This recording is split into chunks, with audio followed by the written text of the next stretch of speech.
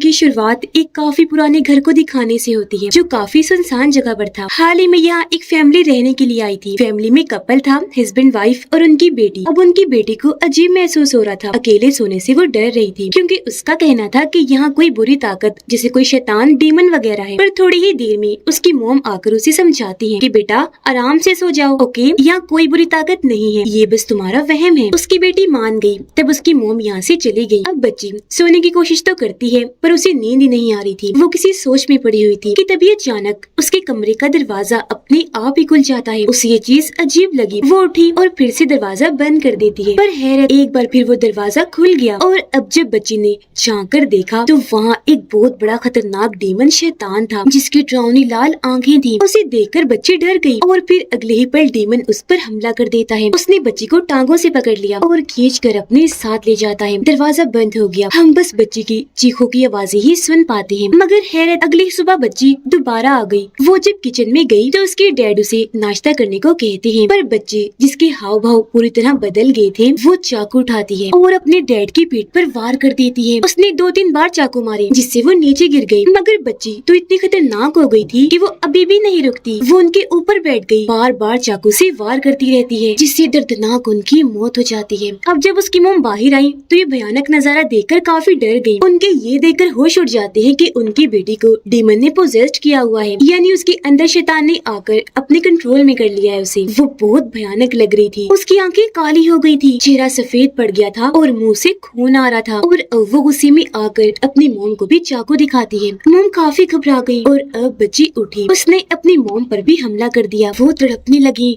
उनकी भी बहुत बुरी मौत हो जाती है। इस हादसे के कुछ दिन के बाद 2 लोग उस घर में आते हैं जिन्हें एक अनजान आदमी ने इस घर में आने की दावत दी थी। ये लोग दरअसल पैरानॉर्मल इन्वेस्टिगेटर्स होते हैं, यानी अजीबोगरीब भूतिया चीजों के बारे में पता लगवाने वाले। इनमें एक का नाम जैक होता है और दूसरे का जोनाथन। अब जैक नए नए तरीकों से इन्वेस्टिगेशन करता है, यानी वो भूतों का पता लगवाने के लिए एडवांस टेक्नोलॉजी को इस्तेमाल करता है, जबकि जोनाथन पुराने तरीकों से। यही वजह है कि जैक का भूतों पर इतना यकीन नहीं होता जितना जोनाथन का था। नॉर्मल इन्वेस्टिगेटर वो बस इसलिए बना ताकि देख सके कि क्या भूत होते भी हैं या नहीं। इतनी ही देर में यहाँ वो अनजान आदमी आ गया जिसने दोनों को यहाँ बुलाया था। वो काफी अजीब ही लग रहा था क्योंकि उसके हाव भाव बहुत अलग ही थे। वो अजीब आदमी जैक और जोनाथन को एक फाइल देता है जिसमें इस घर की तारीख के बारे में सब कुछ लिखा हुआ था और कहता है कि तुम दोनों को यहाँ मेरे मालिक, मेरे बॉस ने बुलाया है। फिर इस घर के बारे में बताने लगा कि ये 200 साल पुराना घर है और हैरान कुन बात कि हॉन्टेड भूतिया भी है। यही वजह है कि जो भी लोग यहाँ रहने के लिए आते हैं वो 3 दिन से ज्यादा यहाँ टिक ही नहीं पाते, मारे जाते हैं। बहुत सारे लोगों की अजीब तरह यहाँ पर मौतें हुई, पर आज तक समझ नहीं आई कि उन्हें आखिर मारता कौन है। जिसके बाद वो उन्हें शुरुआत वाली फैमिली के बारे में भी जानकारी देता है कि यहाँ एक कपल और उनकी बेटी भी रहने के लिए आए थे, पर बच्ची के साथ न जाने क्या हुआ। उसने पहले अपने डैड को मार डाला और फिर मॉम को भी। बाद में उसकी लाश ऊपर एटिक से मिली। पुलिस ने जब चेक किया तो उसकी पीठ पर चाकू के निशान थे, यानी कि उसकी पीठ पर चाकू से वार किया गया था और उसकी मौत हुई थी। और ऐसी ही कई सारी मौतें अजीब तरह से यहाँ हुई हैं। और अब मेरा बॉस तुम दोनों को एक ऑफर देना चाहता है कि तुम भी 3 रातें यहाँ पर गुजारो और इस केस को हल करो, पता करवाओ कि इस घर में होने वाले हादसों की वजह क्या है। इन 3 दिन पूरे घर को लॉक कर दिया जाएगा, मतलब तुम यहाँ से बाहर नहीं जा सकती। तुमसे गाड़ी की चाबियाँ और फोन भी ले लिए जाएंगे और इस काम के बदले दोनों को $50,000 दिए जाएंगे। ये ऑफर सुनकर दोनों मान गयी। इसीलिए अब वो अजीब आदमी गाड़ी की चाबी और फोन लेकर यहाँ से निकल जाता है। जैक अपने ब्रीफकेस से पैरानॉर्मल चीजों की इन्वेस्टिगेशन करने का सामान निकालता है जो काफी हाईटेक था और वो अपने काम पर लग गया। तभी उसके पास जोनाथन आता है जो बताने लगा कि मेरे पास ये ताकत है, मैं भूतों को देख सकता हूँ और इसी तरह मैं अपनी इन्वेस्टिगेशन करता हूँ। जैक कहता है कि मेरा यकीन साइंस पर है और मैं अपने नए नए तरीकों से ही भूतों का पता लगवाता हूँ। जिसके बाद दोनों अलग अलग होकर पूरे घर की छानबीन करने लगते हैं। जोनाथन जब एक कमरे में गया तो वहाँ एक साइकिल अपने आप ही चलने लगती है, जो देख वो थोड़ा डर जाता है। उधर जैक अपना सामान लेकर उस कमरे में आया जहाँ उस बच्चे की मौत हुई थी, पर उस कमरे का दरवाजा अपने आप ही खुल गया। जैक जैसे ही दरवाजे को बंद करने गया वो खुद ही जोर से बंद हो जाता है। इससे उसे अजीब तो लगा, पर वो नजरअंदाज करके अपने डिवाइस को देखने लगता है जिस पर फ्रीक्वेंसी अपने आप ही बढ़ने लगती है। और ये देखकर तो वो काफी हैरान रह गया क्योंकि इतनी ज्यादा फ्रीक्वेंसी होना मुमकिन ही नहीं था। फिर जब वो नीचे आने लगा तो उसे कुछ आवाजें सुनाई देने लगती है ही आवाजों का पीछा करते हुए वही कमरे के बाहर आ गया, पर जैसे अंदर जाने लगा उसके पास जोनाथन आ जाता है और उसे वहाँ से अपने साथ ले गया। जोनाथन उसे एक गन दिखाता है जो उसे घर के एक कमरे से मिली थी और अब ये दोनों इस गन को अपनी हिफाजत के लिए साथ रख लेते हैं। रात को जोनाथन अपने आसपास मोमबत्तियां जलाकर बैठ गया। उसने हर जगह पर एक जादुई पाउडर भी डाल दिया था जिससे अगर आसपास कोई भूतिया चीज हो तो वो जल्द सामने आ जाएगी। और टेबल पर सामने वो आत्माओं भूतों से राब्ता करने वाला बोर्ड रख लेता है ताकि यहाँ जो भूत आत्मा है उससे जोनाथन बात कर सके। वो हर कोशिश करने को तैयार था कि तभी उसके पास जैक आकर बैठ जाता है। वो जोनाथन से कहता है कि मैं तुम्हारा काम देखना चाहता हूँ ताकि ये जान सकूं कि तुम सच में भूतों से बात कर भी सकते हो या नहीं। और अब जोनाथन अपना काम शुरू कर देता है। वो आत्माओं को पुकारने लगा पर आगे से न कोई जवाब आता है और न वो खुद आई। ये देखकर जैक उस पर हंसने लगा। जोनाथन को अपनी बेइज्जती महसूस हुई, इसलिए वो मजाक मजाक में उसकी वाइफ के बारे में गलत बात कह देता है उसे शर्मिंदा करने के लिए। जो सुनकर जैक को गुस्सा आ गया। वो जोनाथन पर भड़क उठा, काफी बातें सुनाकर वहाँ से चला जाता है। जैक जब अलग कमरे में गया तो वहाँ वो अपनी वाइफ की आखिरी निशानी लेकर रोने लगता है जिससे हम समझ पाए कि उसकी वाइफ की मौत हो गई है। जोनाथन जब कमरे में अकेला था तो वहाँ वो डीमन आ जाता है जो बोर्ड के जरिए उससे बात करने लगा। वो उसे लिख के कहता है 2 नाइट्स लेफ्ट, यानी अब 2 ही रातें बची हैं। जो देखकर जोनाथन काफी घबरा गया क्योंकि वो समझ गया था कि डीमन क्या कहना चाहता है। डीमन 2 रातों के बाद उनके साथ भी कुछ कर देगा। रात को जब जैक सो रहा था तो डरावने सपने की वजह से उसकी आँख खुल जाती है। उसने जब दरवाजे की तरफ देखा तो ऐसा लग रहा था कि बाहर कोई खड़ा हुआ है और अब जब दरवाजा खोलकर उसने बाहर देखा तो वहाँ कोई भी नहीं था। अगली सुबह जब जैक अपने काम पर लगा हुआ था, इन्वेस्टिगेशन कर रहा था, तो उसके पास जोनाथन आया और बताता है कि कल रात मैंने डीमन से राब्ता किया, मेरी उससे बात भी हुई। अब जैक जो पहले उसे झूठा फ्रॉड लगता है वो उसकी बातों पर यकीन ही नहीं करता। अब जैक पूरे घर में एक मोशन डिवाइस लगा देता है जिससे अगर कोई भी हरकत हो या कोई उसके आगे पीछे से गुजरे तो उसे पता चल जाए। जोनाथन फिर से जैक के पास आया, उसे आगाह करता है कि इस घर में 100% कुछ न कुछ तो है, कोई डेमन शैतान वगैरह, तो तुम जरा संभल के रहना। अब जैक जब किचन में आया तो उसे ढेर सारी मक्खियां नजर आती हैं जो एक जगह पर बैठी हुई थी और ये चीज उसे काफी अजीब लगी क्योंकि वहाँ पर कुछ ऐसा नहीं पड़ा हुआ था कि मक्खियां आती। फिर तभी वो वहाँ छोटी बच्ची की आत्मा को देखता है जो बहुत डरावनी लग रही थी, बाल खोलकर अजीब तरह से खड़ी हुई थी और अब अचानक वो भागने लगी। जैक भी उसके पीछे पीछे भागता है पर तब तक बच्ची की आत्मा वहाँ से गायब हो चुकी थी। उसे घबराया हुआ देखकर जोनाथन उससे पूछता है कि तुमने क्या देखा। जैक बताता है कि मैंने एक छोटी बच्ची की आत्मा को देखा। ये सुनकर जैक उसे शुरुआत वाली छोटी बच्ची की लाश की तस्वीर दिखाता है और पूछने लगा कि यही वो बच्ची थी, जिस पर जैक हाँ बोलता है। और अब इन्हें एक कमरे से आवाज सुनाई देती है। ये जब वहाँ चेक करने गए तो छोटी बच्ची की गुड़िया वहाँ पर पड़ी हुई थी जिसे मोड़कर वहाँ फेंका गया था और सबसे चौंका देने वाली बात कि उसका सर काटा गया था और गर्दन वाली जगह से खून निकल रहा था। ये देखकर जैक ने गुड़िया को हाथ लगाया और अब उसकी होश उड़ गई क्योंकि गुड़िया पर लगा हुआ खून एकदम ताज़ा था। जो देखकर आखिर जैक को यकीन हो गया कि ये घर सच में हॉन्टेड भूतिया है, यहाँ आत्माएं भूत वगैरह भी लाजमी है। अब तभी जोनाथन अपनी एक डीमंस वाली किताब निकालता है जिसमें भूतों आत्माओं को भगाने का तरीका पूरा प्रोसेस लिखा हुआ था। जोनाथन जैक को बताता है कि इस घर में खतरनाक डीमन है जिसे हम इस किताब की मदद से भगा सकते हैं और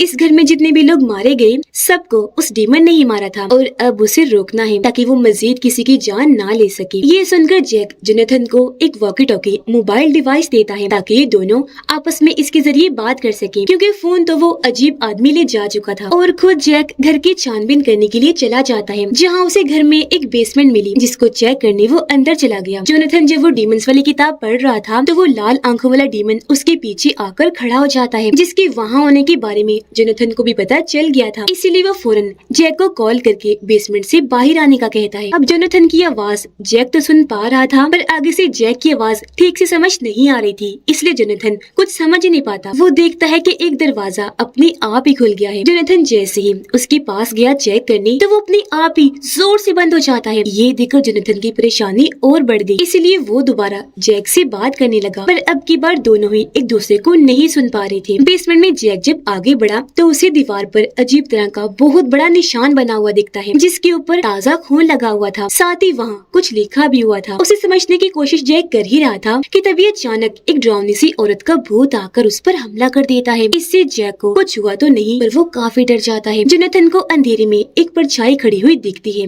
उसे लगा ये जैक होगा तो वो उसको पुकारने लगता है, लेकिन जब वो परछाई अंधेरे से रोशनी में आई तो पता चला कि ये जैक नहीं है बल्कि ये उस बच्ची के डैड की आत्मा थी जिसे बच्ची ने मार दिया था। अचानक उस आदमी की आत्मा काफी भयानक बन जाती है। वो अपना खतरनाक मुंह खोलकर गुस्से से जोनाथन पर चिल्लाने लगा और फिर उस पर हमला कर देता है, जिससे जोनाथन के हाथ पर जोरदार कट लग गया। उसे तकलीफ पहुंचाकर आदमी का भूत वहाँ से चला जाता है। थोड़ी देर बाद जैक जब वापिस आया तो जोनाथन को जख्मी पाकर उसके हाथ की मरहम पट्टी करता है और बताने लगा कि कल रात मैंने बेसमेंट में क्या कुछ देखा। तभी अचानक फोन की घंटी बजने लगी। अब यहाँ हैरान करने वाली बात ये थी कि फोन की तार कटी हुई थी, लेकिन फिर भी कॉल आ रही थी और ये चीज इन दोनों को भी काफी हैरान करके रख देती है। खैर फिर भी जोनाथन फोन उठाता है। फोन पर जैक की वाइफ थी, इसलिए वो फोन जैक को दे देता है। उसकी वाइफ बात करने लगी, कहती है कि तुम अगर चाहते तो मुझे बचा भी सकते थे। अब हम जानते हैं कि उसकी वाइफ तो मर चुकी है, इसीलिए अपनी मरी हुई वाइफ की आवाज सुनकर जैक तो जैसे होश ही उड़ गई और अब उसे यकीन हो गया था कि हाँ भूत सच में पाए जाते हैं। फोन बंद करने के बाद जैक जोनाथन को बताता है कि मेरी वाइफ का भी भूतों पर बहुत यकीन था। उसका कहना था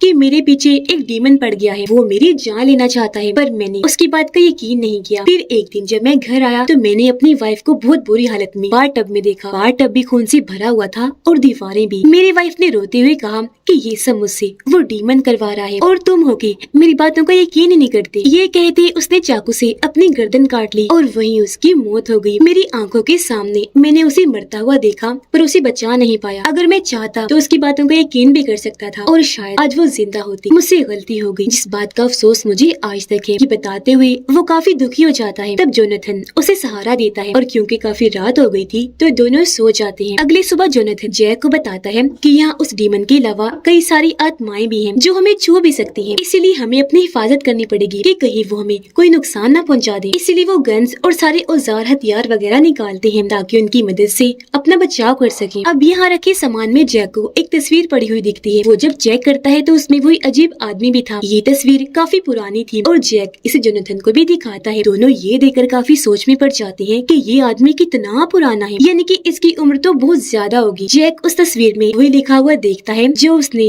बेसमेंट में भी देखा था, जिसका मतलब बनता है डीमन का बदला। असल में इस घर का जो मालिक था उसका बेटा बहुत बुरा इंसान था। उसकी जब मौत हुई तो बुरे कामों की वजह से वो डीमन बन गया और लाल आंखों वाला उसी का डीमन था। अब यहाँ इन दोनों को सारी बात समझ लग गई कि वो अजीब आदमी हमारे साथ बहुत बड़ी मौत की गेम खेल कर चला गया है, यानी कि वो खुद भी कोई जीता जागता इंसान नहीं है, बल्कि उसकी भी मौत हो गई है और वो उस दिन उसकी आत्मा थी। पर उसने इन दोनों के साथ ऐसा क्यों किया, इसका जवाब हमें आगे पता चले। खैर अब ये दोनों सारी सच्चाई जानकर यहाँ रिचुअल जादू करने का सोचते हैं ताकि उस डीमन को यहाँ से भगा सके। जोनाथन यहाँ एक काफी बड़ा दायरा बनाता है जिसके अंदर ये दोनों बैठ जाते हैं। जोनाथन जैक को कहता है कि कुछ भी हो जाए इस दायरे से बाहर मत निकलना। अब इससे पहले जोनाथन अपना रिचुअल शुरू करता, जैक को एक डरावनी सी आवाज आने लगी जो उसे अपनी तरफ बुला रही, इसलिए जैक दायरे से निकलकर आवाज के पीछे चला जाता है। वो जब नीचे आया तो वहाँ एक औरत की आत्मा थी जो बहुत भयानक लग रही थी और अब वो जैक पर हमला कर देती है। उसकी आवाज सुनकर जोनाथन गन लेकर नीचे आता है जहाँ उसे बच्चे की आत्मा बड़ी अजीब तरह खड़ी हुई दिखती है। हाथ में उसने चाकू पकड़ा हुआ था, जिसके अगले ही पल वो यहाँ से गायब हो जाती है। अब तब यहाँ जैक आया। वो जोनाथन को फौरन यहाँ से भाग निकलने को कहता है। इनकी बातें चल ही रही थी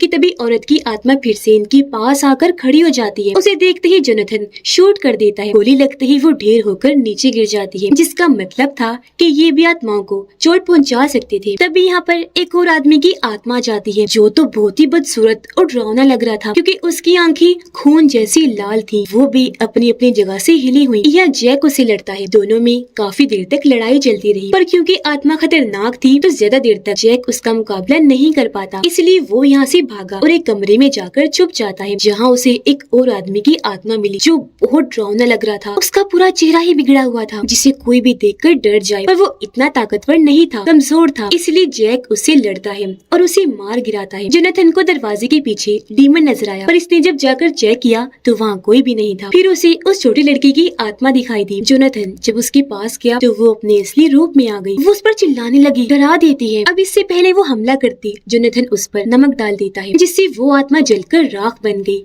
और वहाँ से खत्म हो जाती है, जिसके बाद वो वापस आ गया रिचुअल करने के लिए। उधर जैक एक कमरे में अपनी वाइफ को देखता है जो रो रही थी, पर अगले ही पल उसकी वाइफ भी डीमन बन जाती है और उसका रूप एकदम बदल गया, लाल आंखें, खून में लथपथ, और अब वो हंसने लगी। जैक को चिढ़ाने के लिए कहती है कि तुमने मुझे नहीं बचाया। अब जैक समझ गया कि ये सब उस डीमन की चाल है, इसलिए वो उसे क्रॉस दिखाता है, जिससे डीमन को तकलीफ होने लगी और वो यहाँ से भाग जाता है। अब जैक जोनाथन के पास आ गया और ये दोनों मिलकर मंत्र पढ़ने लगते हैं, जिससे वहाँ हेल यानी जहन्नुम का दरवाजा खुला, जो देखकर डीमन वहाँ आया और उस हेल के रास्ते चला जाता है। ये देखकर जोनाथन को लगा कि डीमन यहाँ से जा चुका है, पर अब जब उसने जैक की तरफ देखा तो उसकी होश ही उड़ गई, क्योंकि अब डीमन उसके अंदर आ चुका था। वो अपना कंट्रोल खोकर जोनाथन पर हमला कर देता है, उसका गला दबाने लगा। अब कैसे भी करके जोनाथन को अपनी जान तो बचानी ही थी, इसीलिए वो चाकू लेकर जैक पर हमला करके उसकी जान ले लेता है और फिर घर से बाहर आ गया। वो जाने ही लगा था कि तभी उसके पीछे वो डीमन आकर खड़ा हो गया। कहता है जोनाथन इतनी जल्दी हार मान गई।